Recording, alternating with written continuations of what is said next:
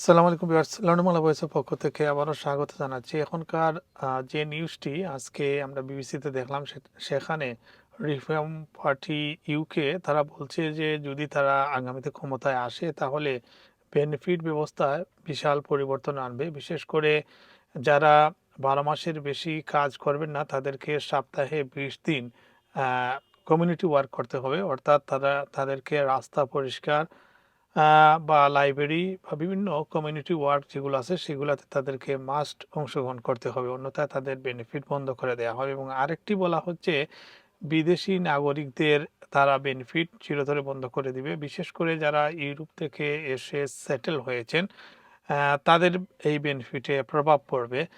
Million working age people in the UK claiming out of work benefits. Among their number are many who can work, who should work, but have chosen not to. And the system's allowed that to persist. These people are really taking advantage of their fellow citizens, their friends, their neighbours, their community. And disability and incapacity claims have doubled in less than a decade, with more than 4 million people now claiming. Britain is not twice as sick as it was just a few years ago. We all know that. এই নিউজটি আজকে কিছুক্ষণ আগে বিবিসিতে এসেছে এবং সেখানে যেটি তারা বলছে যে পার্টির ইউকে রিফর্ম পার্টির তারা চাচ্ছে যে এই নীতি চালু হলে পঞ্চম বছরের মধ্যে প্রায় 21 বিলিয়ন পাউন্ড তারা সাশ্রয় করতে পারবে। তবে এর জন্য ব্রেক্সিট পরবর্তী যুক্তরাজ্য এবং ইউরোপীয় ইউনিয়নের চুক্তি পুনরায় আলোচনার প্রয়োজন হতে পারে।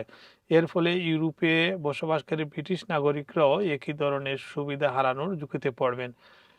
রিফর্ম ইউকের অর্থনীতি বিষয়ক মুখপাত্র রবার্ট জেনেরিক, যিনি এর আগে কনজারভেটিভ পার্টির মিনিস্টার ছিলেন, তিনি বললেন যে ন্যায্যতা ফিরিয়ে আনতে এই পদ্ধতির পরিবর্তন প্রয়োজন। তিনি দাবি করেন যে ইউনিভার্সাল ক্রেডিট গ্রহণকারীদের প্রায় প্রতি 6 জনের একজন ব্রিটিশ নাগরিক নন, অর্থাৎ 6 জনের একজন হচ্ছে নন ব্রিটিশ যারা এই বেনিফিট সুবিধা নিচ্ছেন। জেনেরিক বলেন যে ব্রিটিশ করদাতারা যেন তারা পুরো বিশ্বের কল্যাণ ব্যবস্থা অর্থাৎ বেনিফিটের খরচ বহন না করেন, এর জন্য এই প্রয়োজন। তারা বলছে যে ব্রিটেনের দায়িত্ব নয় যে পুরো বিশ্বের যারা বেনিফিট গ্রহণ করেন তাদের দায়িত্ব নেওয়া। যেটি বলছিলাম যে 12 মাসের বেশি ভাতা নিলে 20 ঘন্টা কমিউনিটি ওয়ার্ক করতে হবে। এবং আরেকটিতে বলা হচ্ছে কোন কোন ভাতা বন্ধ হতে পারে, তার মধ্যে রয়েছে housing benefit, pension credit, job seeker allowance, child benefit, free child care এবং ডিসেবিলিটি বেনিফিটে এফেক্ট আসতে পারে যদি তারা ক্ষমতায় আসে। তবে যুদ্ধাহত বিধবা নারীদের পেনশন, আর্ম ফোর্স কম্পেনসেশনের মতো কিছু ক্ষেত্রে তারা এই নীতি সীমিত থাকবে। দলটি পার্টির দাবি হচ্ছে 2029 সালের মধ্যে প্রায় 15 লাখ ব্রিটিশ নাগরিক যারা ইউনিভার্সাল ক্রেডিট এবং আরও প্রায় 2,15,000 মানুষ যারা পিআইপি পেতে পারেন, তাদের জন্য এই আইনটি তারা আরও শক্ত করতে চায়। অর্থাৎ তারা মনে করছে যে 2029 সালের মধ্যে আরও 15 লাখ মানুষ যারা সেটেল স্ট্যাটাস পাবেন এবং যারা নন ব্রিটিশ তারা যাতে এই বেনিফিট সুবিধা না পান সেজন্য তারা আগেভাগে এই পরিকল্পনাটি ঘোষণা করেছে।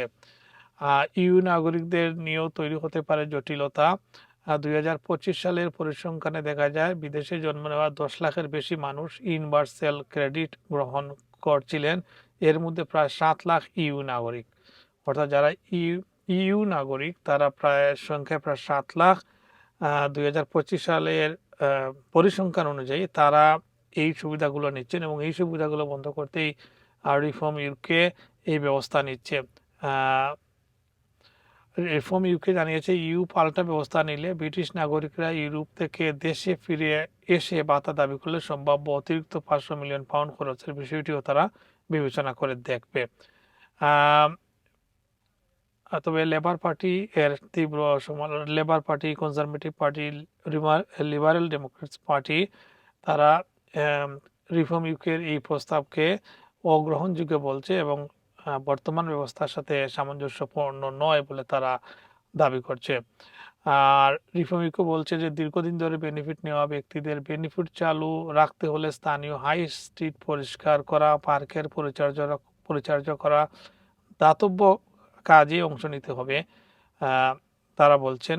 এবং রিফর্মিকের মুখপাত্র রবার্ট জেনেরিক তিনি আরও বলেছেন যে ওয়েলফেয়ার টু ওয়ার্ক নীতির আওতায় যারা দীর্ঘদিন ধরে বেনিফিট নিচ্ছেন এবং কাজ করার মতো সক্ষম তাদের সপ্তাহে কমপক্ষে 20 ঘন্টা কাজ করতে বাধ্য করা হবে।